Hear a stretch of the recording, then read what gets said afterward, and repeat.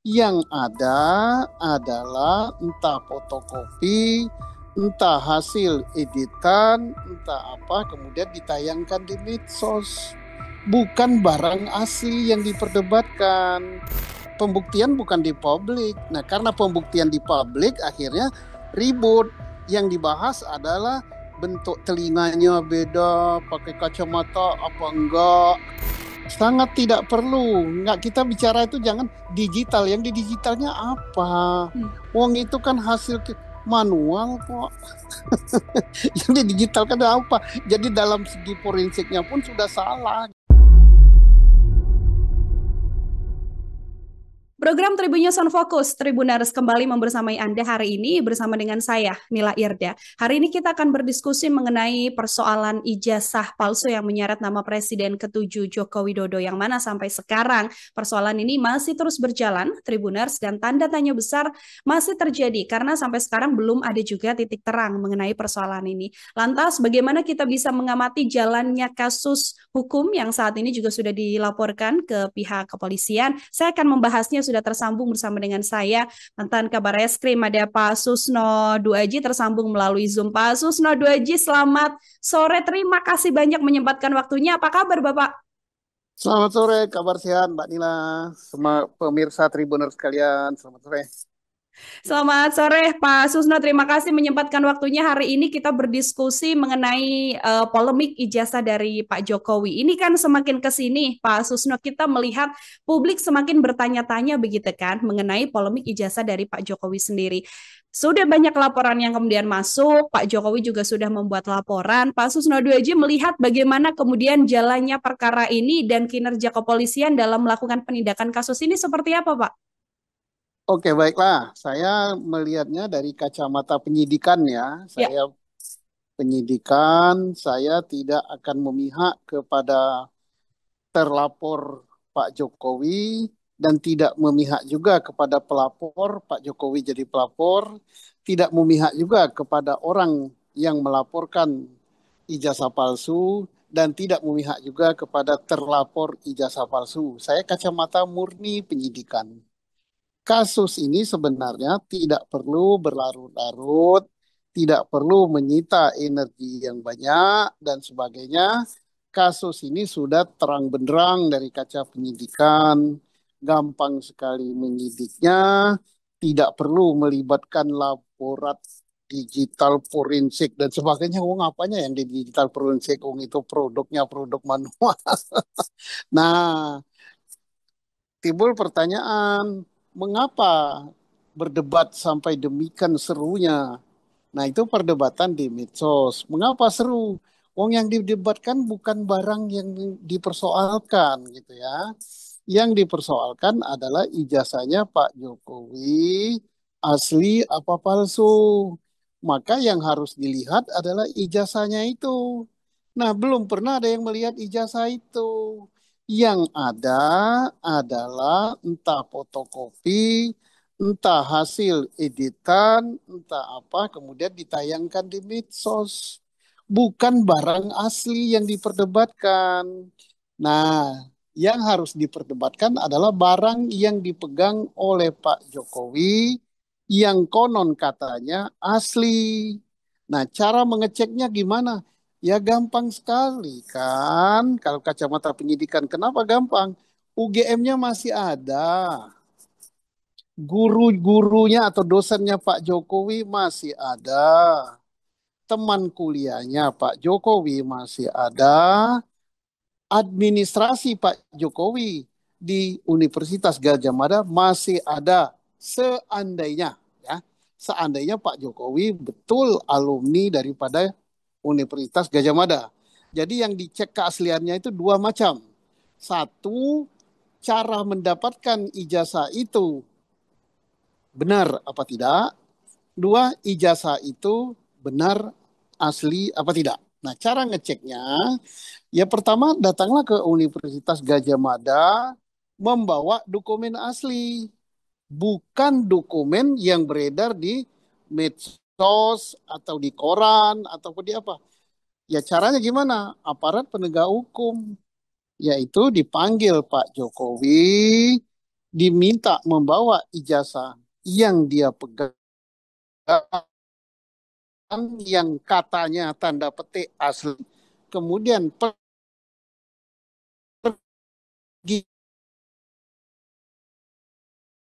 ke UGM atau UGM, dosennya dipanggil, bagian administrasinya dipanggil untuk menanyakan apa betul yang namanya Pak Joko Widodo berasal dari Solo, tanggal lahir sekian-sekian, anak ini pernah kuliah di UGM, masuknya tahun berapa, tamatnya tahun 1985 ya kalau nggak salah. Ya. Kemudian baru dilihat mana daftar induknya, mana hasil kuliahnya, mana nilai-nilainya. Setelah itu baru ditanya dosennya, pernah nggak kamu ngajar mahasiswa yang namanya Jokowi? Pernah. Tanya daripada dekatnya, tamat tahun berapa, di wisuda tahun berapa, KKN-nya di mana, teman kuliahnya diperiksa. Nah, kalau itu semua ada dan dinyatakan dia tamat, berarti dia tamat. Kalau dinyatakan tidak pernah ada atau patah di tengah jalan, berarti ijazah.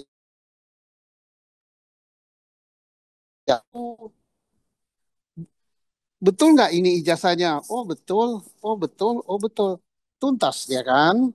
Kalau mau masih ditambah lagi, pembuktiannya adalah dibandingkan dengan ijazah temannya.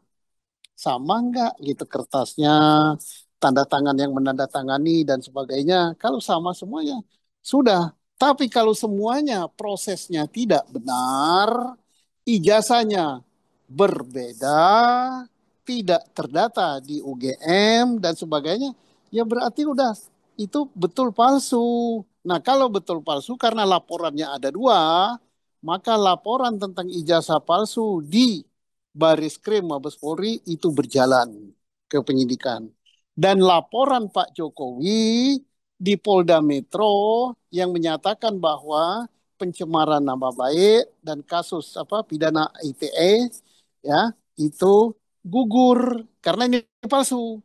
Tapi kalau sebaliknya ini terbukti asli, betul dikeluarkan oleh UGM, diakui dan sebagainya, kemudian hasil pemeriksaan labnya sama dengan ijazah yang lain, maka laporan pencemaran nama baik Pak Jokowi dan laporan pidana ITE yang ada di Polda Metro itu jalan Pak Jokowi sebagai pelapornya.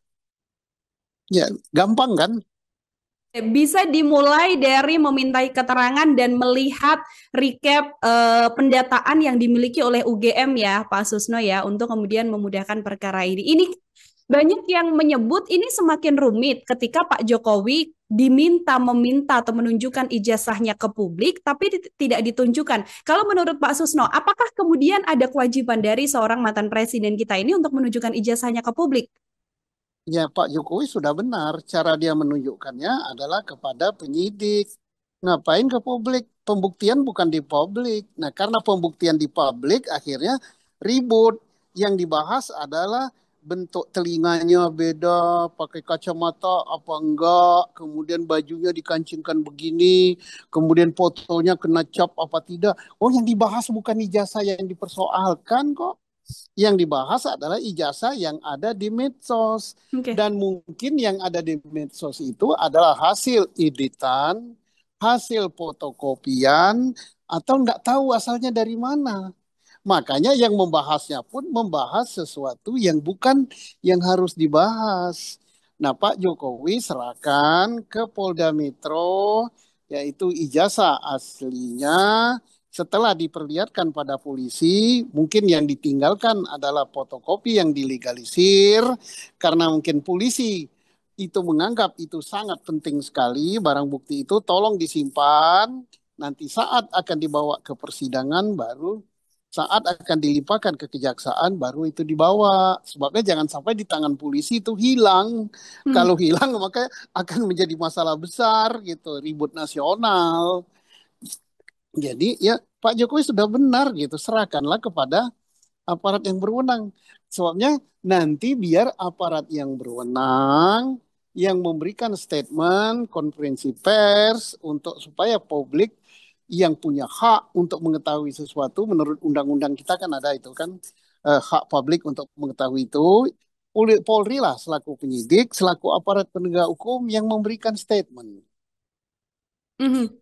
Ada kewenangan kepolisian yang akhirnya nantinya yang akan membuat klarifikasi akhir ya Pak Susno ya untuk membuat titik terang dari persoalan ini. Tadi Pak Susno di awal sempat bilang ini tidak perlu jauh-jauh dibawa ke lab 4 begitu kan untuk dilakukan uji digital forensik. Tapi ada desakan juga justru Pak Susno yang meminta tidak cukup di lab 4 yang ada di tanah air tapi harus dibawa juga ke laboratorium di luar negeri. Perlukah hal itu Pak Susno Duaji? Sangat tidak perlu. Nggak, kita bicara itu jangan digital. Yang di digitalnya apa? Hmm. Wong itu kan hasil manual kok. Yang di digital kan apa? Jadi dalam segi forensiknya pun sudah salah gitu. Ngomong digital, apanya yang digital? Wong itu hasil manual. Dan tak perlu ke luar negeri. Karena apa? Yang benar itu adalah hasil laboratorium Indonesia, dan laborat Indonesia tidak kalah dengan laborat luar negeri. Bom Bali aja laboratnya Indonesia yang ungkap. Banyak kasus-kasus teroris dan kasus-kasus kejahatan internasional justru kepolisian internasional atau polisi negara lain meminta bantuan untuk kepolisian negara Republik Indonesia yang mengungkapnya. Kepintarannya nggak salah. Dan ingat, di mana tempat sekolah-sekolah polisi internasional belajar tentang penyelidikan, belajar tentang laborat dan sebagainya itu di Indonesia, Hmm. di Semarang. Kita punya yang namanya GCLEC. GCLEC itu tempat sekolah polisi internasional yang ada di Semarang. Ada berapa ratus negara yang belajar di Indonesia. Masa kita minta bantuan sama luar? Apanya? Oh, kasusnya nggak berat kok. Permasalahan yang harusnya menurut Pak Susno Haji ini selesai dengan cepat. Ini kan akhirnya masuk ke ranah kepolisian ya Pak Susno ya. Setelah Pak Jokowi juga melapor, sebelumnya beberapa pihak juga melapor. Ada banyak laporan juga yang kemudian menyasar pada pihak-pihak yang mempermasalahkan ijazah ini. Kalau dari sepanjang pemeriksaan yang dilakukan, penyelidikan yang dilakukan oleh kepolisian sudah on the track ya Pak Susno ya? Sudah benar sekali ya. Tinggal nanti kan pelapor. Pelapor membawa, adakah pelapor membawa barang bukti yang dipersoalkan itu? Kan tidak kan? Yang dibawa oleh pelapor adalah mungkin ya saya duga adalah fotokopi apa yang beredar di medsos. Padahal yang dipersoalkan adalah ijazah Fakultas Kehutanan Universitas Gadjah Mada tahun 1985. Siapa yang memegang itu? Pak Jokowi. Bukan fotokopinya yang dipersoalkan. Bukan yang berada di media sosial yang ditayangkan. Kalau ya ada di media sosial, entah berada di apa nama YouTube atau di TikTok atau berada apa itu kan bisa saja sudah direkayasa, sudah diganti fotonya, ganti tanda tangannya, ganti ketikannya. Kan bukan itu. Hmm. Yang dipersoalkan adalah ijazah Pak Jokowi. Yang memegangnya siapa? Ya Pak Jokowi sendiri. Ya itulah yang harus diselidiki. Cara menyelidikinya ya ditanya pada yang ngeluarin UGM. Kalau UGM mengatakan itu benar, kami yang mengeluarkan itu asli, ya sudah. Masih ditambah lagi supaya puas apakah proses mendapatkan itu benar. Hmm. Ya ditanya tahun berapa dia masuk di situ. Dilihat buku Indo, apa buku Indo atau buku apa itu yang ada di fakultas itu. Oh ada, fotonya ada, akte-aktenya ada, raport SMA-nya ada, akte kelahirannya ada, oh nilai dia kuliah ada. Udah masih kurang puas lagi, tanyakan sama dosennya, pernah nggak ngajar murid yang namanya ini, fotonya ini pada tahun sekian, bukan foto sekarang ya. Oh ya betul, itu murid saya ngajar apa, misalnya ngajar tentang tumbuh-tumbuhan, apa tentang apa, Hmm. saya nggak tahu lah itu aja. Kemudian ditanya lagi siapa teman sekolahnya, teman sekelasnya. Kan ada satu angkatan itu namanya A, B, C, D, E, F. Ya tanya dua tiga orangnya, betul nggak kamu pernah sekelas dengan namanya Joko Widodo, Putra Solo, tahun sekian? Oh betul, dia sekelas sama saya, gini-gini.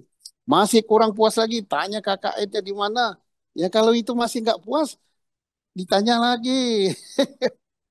Jadi dan ingat tugas penyidikan itu bukan memuaskan tiap orang ya. Nantinya pasti ada yang melapor ya, ada yang terlapor.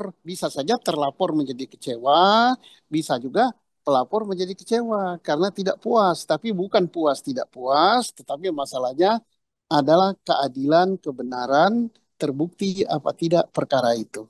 Oke, terbukti atau tidaknya perkara itu. Kemarin ketika kemudian ada hasil lapor yang nanti dikeluarkan begitu ya, Pak Susno ya, oleh pihak kepolisian. Ada beberapa narasi dari orang-orang yang dilaporkan ini juga menyebut bagaimana kemudian ijazah ini bisa diterima padahal skripsi sekarang masuknya adalah ke skripsi yang mana disebutkan ada font yang berbeda, tidak ada tanda tangan, tidak ada sekian-sekian. Kalau dari penyidikan yang bisa dilakukan kepolisian, apakah skripsi ini juga nantinya masuk dalam bagian dari penyelidikan ini, Pak Susno?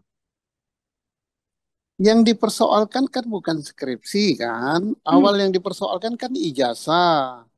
Baru nanti mengembang skripsi ya polisi mungkin menyelidiki skripsi.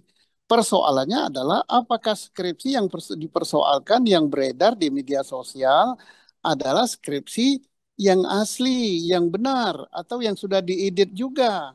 Nah, pertanyaan kalau menurut UGM skripsinya Pak Jokowi karena takut itu ada apa-apanya, maka yang asli itu disimpan. Hmm. Karena kan banyak sekali yang mencari itu, maka yang kita letakkan itu kita nggak tahu yang apa, fotokopi atau apa. Nanti jangan sampai yang dipersoalkan itu adalah fotokopi dari fotokopi yang sudah dikopi, yang sudah diedit gitu. Nah ini kan jadinya mempersoalkan sesuatu yang bukan yang asli. Jadi siapa yang bisa mendapatkan yang asli adalah penyidik. Kalau Hmm. penyidik nanti langsung dia ke UGM, langsung skripsinya disita, kemudian yang asli dijadikan sebagai barang bukti. Kalau ada dalil Pak Susno, ini kan dari kebetulan yang melaporkan atau yang menarasikan ini kan juga punya latar belakang sebagai ahli forensik, digital forensik, ahli telematika, begitu kan? Apakah kemudian dalil yang digunakan oleh terlapor ini juga menjadi salah satu pertimbangan dari penyidikan atau seperti apa yang berlaku, Pak Susno?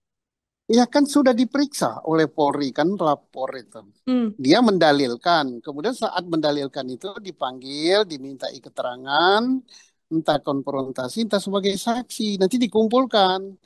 Nah, dalil yang diajukan oleh pelapor kuat apa tidak itu akan beradu dengan dalil dari UGM, dalil dari saksi-saksi, dalil dari Pak Jokowi, dan hasil katanya kalau itu dilaborat, hasil laborat. Hmm. Nah, kuat mana? Nah, pada saat dia memberikan keterangan itu, bukan dia sebagai ahli forensik, dia sebagai saksi pelapor. Karena ahli forensik itu adalah yang resmi, Hmm. yang disumpah jabatannya. Kemudian ya tentunya dari ahli laboratorium forensik Polri. Hasilnya Ya, harus dari Laboratorium Forensik Polri dalam hal ini meskipun punya latar belakang tersebut, tapi sekarang ini bukan dalam kapabilitasnya ya Pak Susno ya untuk kemudian mendalilkan narasi itu. iya, misalnya saja ada seorang hakim yang diperiksa sebagai saksi. Dia tidak bisa berdalih, wah saya ini ahlinya, saya ini hakim dan sebagainya. Tapi posisi Bapak di sana bukan sebagai hakim, tapi sebagai saksi, saksi korban atau apa, kan begitu. Hmm. Kalau kita melihat juga ini kan ada pertama kali ijazah Pak Jokowi yang beredar di Oke. media sosial. Ini kan diunggah oleh seorang kader begitu ya, politisi Pak Susno yang pada akhirnya yang bersangkutan ini juga dipidana. Apakah kemudian kader PSI yang pertama kali mengunggah ijazah Pak Jokowi ini juga kemudian bisa ditersangkakan karena unggahan yang dilakukan ya? Kalau dari kepolisian seperti apa Pak Susno? Ya, semua yang ada di TV, ya kalau saya sebagai penyidik ya, yang berada di medsos itu tentunya yakinlah bahwa Polri pasti sudah merekam itu, gitu, merekam, mendengar, karena itu sebagai bahan wawasan untuk memperkaya pengetahuan tentang perkara yang sedang disidik, gitu. Hmm. Pasti didengar, pasti jadi masukan. Tapi tidak diterima mentah-mentah begitu saja. Harus ada pembanding, harus ada data lain yang memperkuat apa yang informasi yang diterima. Oke, harus ada pembanding dari informasi yang diterima. Ini kan kasusnya Pak Susno Duaji sedianya kan sudah sejak lama, bahkan sejak Pak Jokowi ini masih menjabat sebagai presiden. Dan pada akhirnya baru dilaporkan ketika Pak Jokowi sudah tidak lagi menjabat sebagai presiden. Kalau dari analisa Pak Susno Duaji, apakah ada dalam tanda kutip hal lain yang menyertai pelaporan ijazah palsu dari Pak Jokowi ini, Pak?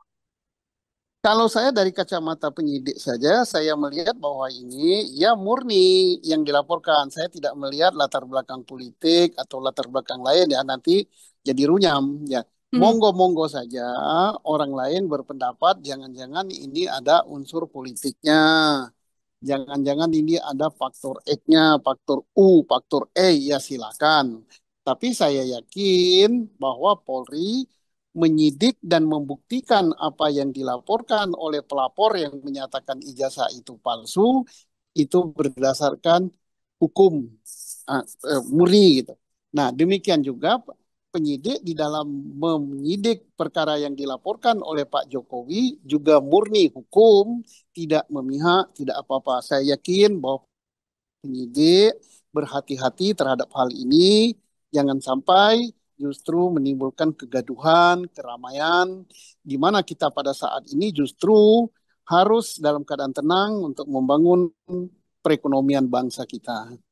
Oke, baik. Pak Susno, terakhir dari saya, ini kalau dari kacamata Pak Susno sendiri, bagaimana kemudian nantinya akhir dari perkara ini begitu kan? Ini kan juga ada yang dilaporkan Pak Jokowi atas ITE dan pencemaran nama baik. Di satu sisi Pak Jokowi dilaporkan soal dokumen palsu atau ijazah palsu ini, Bapak. Ya, kalau ijazah palsunya ini misalnya UGM sudah ngakui bahwa itu tidak palsu, itu asli, ya mau apa lagi? Karena yang mengeluarkan kan UGM. Tinggal polisi memperkuat dengan keterangan-keterangan lain, saksi dosen, saksi teman sekolah, kemudian mencocokkan ijazah Pak Jokowi dengan ijazah yang sama pada tahun yang sama. Kemudian setelah itu untuk memuatkan lagi proses penerimaannya, apa betul dia kuliah di sana, ya ditanyakan, dicek daftar buku induk dan sebagainya. Kalau itu sudah semua benar, masih ada yang melimpahkan, wah ini nggak benar. Nah itu itu udah lain lagi. Tapi saya katakan dari awal saya tidak memihak. Ya, kita tidak tahu apa yang sudah didapat oleh penyidik Polri. Apakah UGM tidak mengakui ijazah itu? Apakah UGM tidak mengakui bahwa seorang laki-laki yang bernama Joko Widodo tidak pernah kuliah di situ? Apakah dosen yang ada di Fakultas Kehutanan pada kisaran tahun tersebut menyatakan tidak pernah mengajar mahasiswa yang bernama Jokowi? Apakah di antara teman-teman kuliah tahun masuknya Jokowi sampai tahun 85 menyatakan tidak punya teman kuliah yang namanya Joko Widodo? Kita tidak tahu itu. Tapi kalau itu ternyata mendukung semua, ya berarti mau apa lagi? Kan aneh. UGM mengatakan itu asli, teman sekolahnya mengatakan iya, dosennya mengatakan iya, dan sebagainya. Setelah dilihat skripsinya benar, semuanya, ya mau apa lagi? Oh, harus laborat luar negeri. Itu namanya apa kalau saya katakan itu kalau penyidikannya diperpanjang, kita kan tidak ingin menyidik kayak polisi India gitu, dibuat panjang filmnya supaya panjang, harus ada nari di bawah pohon berputar-putar gitu. Kemudian lebih seru lagi perdebatan di apa namanya di medsos, saya baca kadang-kadang ketawa gitu ya. Siapa yang berbicara menurut ketentuan hukum tapi tidak sesuai dengan keinginannya ya, langsung dikatakan wah ini ternaknya si A. Kalau berbicara menurut pihak sini, wah ini buzzernya si B. Akhirnya apa?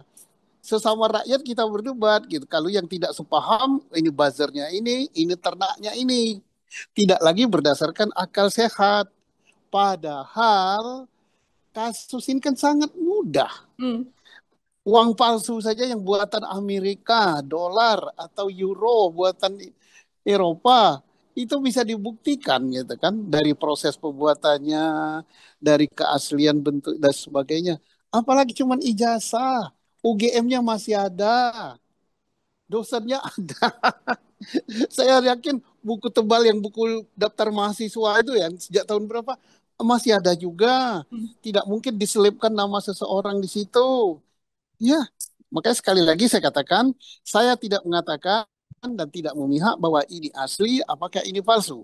Tergantung hasil penyidikan oleh aparat yang berwenang, yaitu Kepolisian Negara Republik Indonesia.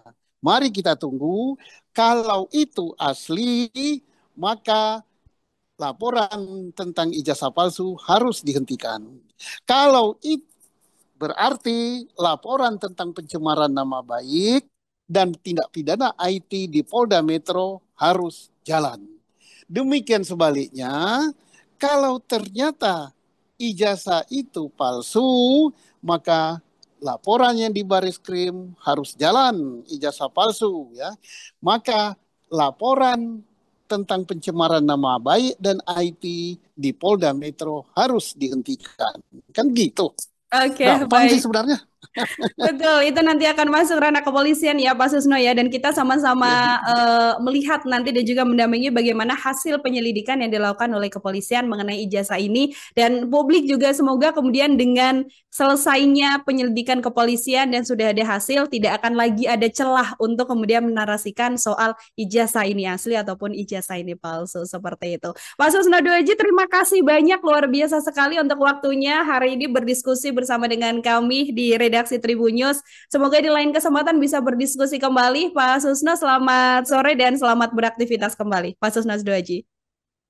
Terima kasih Mbak Nila, terima kasih Tribun News. Ya, demikian Tribuners, obrolan saya bersama dengan mantan Kabar Eskrim Pak Susno Duaji menyoal bagaimana berjalannya kasus dugaan ijazah palsu yang menyeret nama Presiden ke-7 Pak Joko Widodo. Nantikan obrolan saya dengan sejumlah narasumber lain dan tema-tema lain hanya dalam Tribun on Focus, yang pastinya Nila pamit undur diri. Terima kasih banyak dan sampai jumpa. Download Tribun X sekarang, menghadirkan lokal menjadi Indonesia.